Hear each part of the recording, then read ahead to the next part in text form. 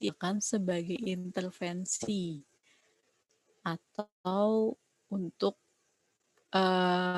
pengecekan lagi dari hasil pemeriksaan selanjutnya. Jadi tahap selanjutnya adalah berupa intervensi yang mana menggunakan nantinya adalah modalitas. Saat kita menggunakan modalitas tersebut, maka nantinya akan terjadi suatu perubahan elektrik pada tubuh manusia. Jadi nggak mungkin kita menggunakan alat kalau tidak ada reaksi akhirnya.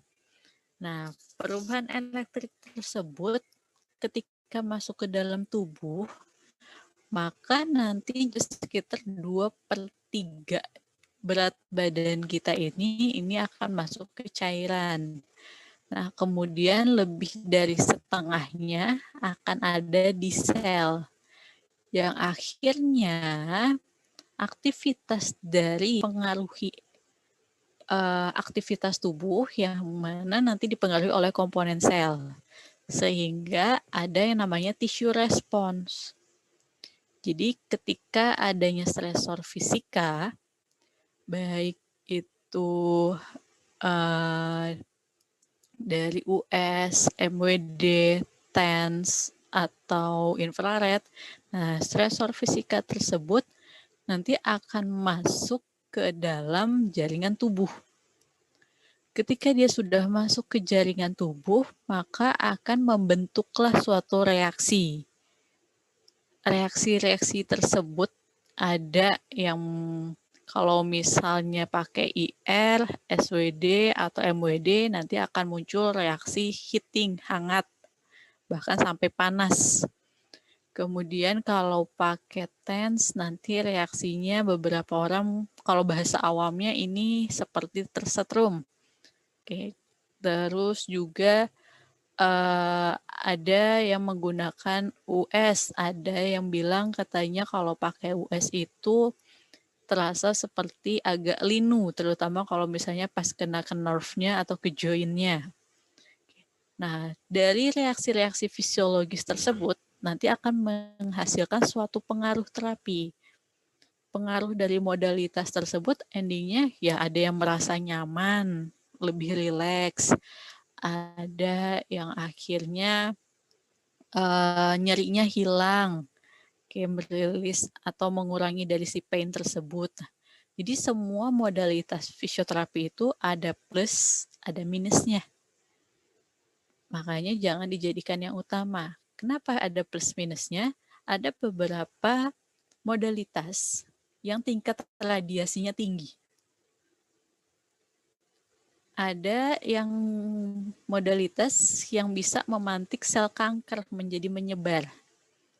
Nah, sebelum kita memberikan modalitas fisioterapi, wajib assessment, wajib menanyakan kepada pasien, ada riwayat kanker atau tidak, atau ada penyakit penyerta atau tidak. Jangan sampai misal ada pasien sakit jantung gitu, dia masang sakit jantung dengan kondisi tensi lagi tinggi, terus kalian pasang TENS, terus tiba-tiba kalian pasang dengan intensitas yang tinggi. Nah, itu juga sama beresiko. Oke, kemudian ada yang punya sel kanker, terus kalian pasang infrared atau SWD. Nanti endingnya adalah sel kanker tersebut akan menyebar. Nah, jadi ada plus minusnya ya penggunaan dari EPA ini. Kemudian ada yang namanya jenis stresor. Jenis stresor ini ada beberapa bagian. Pertama adalah jenis thermal. Pada jenis thermal, kita bisa menggunakan hot pack atau yang panas dan cold pack. Kalau tahapnya masih inflamasi, masih baru banget bengkak, kasih yang cold, jangan yang hot. Tapi kalau misalnya strain, kemudian ototnya hanya jadi tidak nyaman, kalian bisa memberikan hot pack untuk relaksasi. Oke, jadi jangan orang misalnya sprain ankle atau awamnya keseleo, terus kalian langsung kasih panas, jangan. Tapi kita redam bengkak tersebut dengan cold. Kemudian stresor yang kedua adalah elektrik. Nah, yang elektrik ini ada tense atau ada arus dia dinamis. Nah, ini yang menggunakan keluarganya dari si tense ini, yang rasanya seperti setrum. Oke, kemudian jenis stresor yang ketiga adalah light. Light itu ada infrared, kemudian UV, dan laser. Nah, laser ini juga bisa digunakan oleh fisioterapi. Jadi kalau kalian biasanya mungkin lihat laser di salon-salon kecantikan, nah kita fisio juga bisa menggunakan laser untuk beberapa kasus seperti integumen.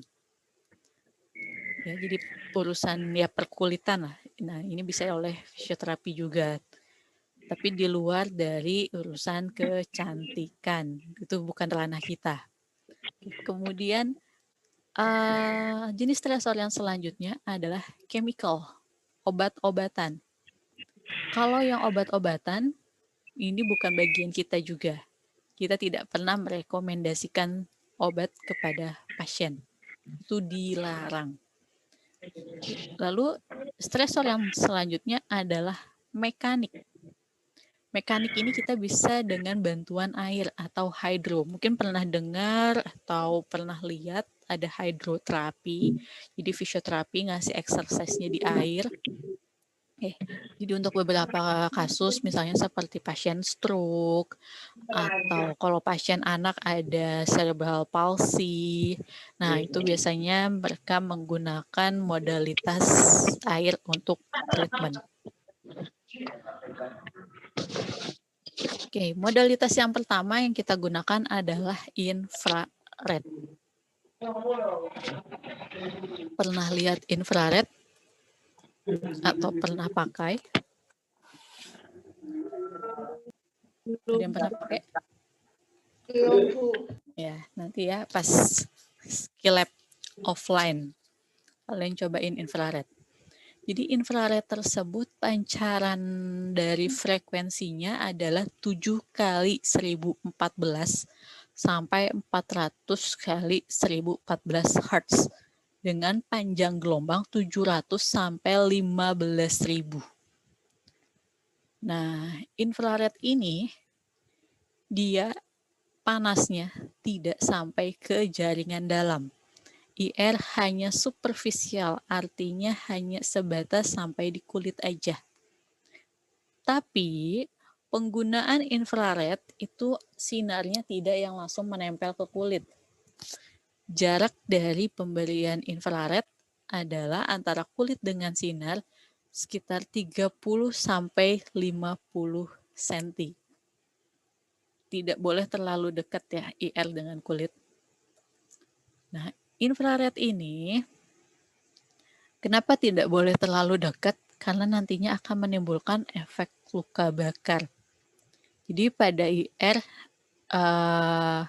ini akan membuat temperatur atau suhu tubuh kita ini akan meningkat akibat dari heating tersebut. Nah, efek fisiologis yang diakibatkan atau yang dimunculkan dari infrared yang pertama adalah bisa menimbulkan vasodilatasi, kemudian stimulasi saraf, fagositosis, lalu juga bisa pigmentasi, keringat, sensasi, dan peningkatan metabolisme. Makanya kalau misalnya kita mau pakai IR atau ingin memasangkan infrared, jaraknya harus diperhatikan. Lalu suhunya juga jangan terlalu panas. Karena rata-rata stigma dari pasien adalah kalau belum panas itu belum terasa. Nah, yang seperti itulah yang harus kita patahkan pemikiran seperti itu. Justru jangan sampai yang terlalu panas karena akan berisiko kepada nanti gangguan sensoris. Efek terapeutik yang ditimbulkan dari infrared adalah yang pertama, pengurangan nyeri, lalu pengurangan spasme otot, dan mempercepat penyembuhan dan perbaikan luka.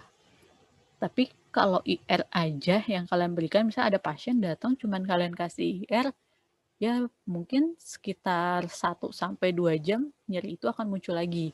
Tapi kalau misalnya setelah dikasih IR, lalu kalian berikan latihan, maka kondisi tubuh dari pasien tersebut akan menjadi lebih stabil ketimbang hanya diberikan modalitas saja. Bahaya dari infrared. Infrared tadi positifnya adalah bisa lebih rileks lah ya. Tapi ada resikonya juga. Resiko yang pertama adalah terbakar. Kemudian iritasi kulit, penurunan tekanan darah, gangguan aliran darah, kerusakan mata, dan dehidrasi. Kenapa bisa seperti itu? Karena jarak dari IR ke kulit terlalu dekat, kemudian suhu dari IR yang terlalu panas. Oke, maka ini akan menimbulkan kerusakan pada jaringan.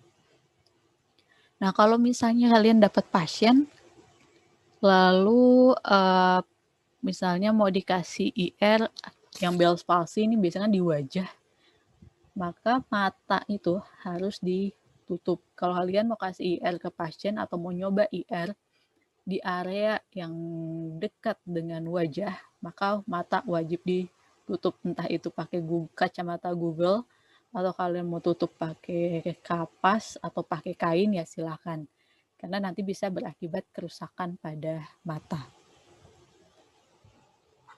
Kemudian indikasinya adalah ya tadi nyeri dan spasme otot, kemudian udem. Nah, udem ini kalau misalnya masih hari pertama sampai 2 hari atau 3 hari, jangan langsung dikasih IR. Tapi kalau misalnya dia pasien tersebut sudah 1 minggu atau sudah 2 minggu, silahkan kalau misalnya mau dikasih IR.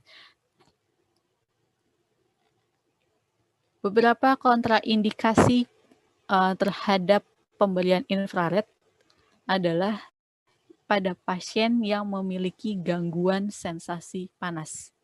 Jadi kita harus tanya dulu, ada gangguan sensoris atau tidak. Kemudian pasien yang memiliki gangguan sirkulasi. Yang ketiga, pasien yang kehilangan kesadaran. Oke, karena kan pada pasien yang kehilangan kesadaran, kondisi oksigen di otak ini kan sedang berkurang. Nah, jangan sampai kita tambahkan IR. Ini akan memicu juga.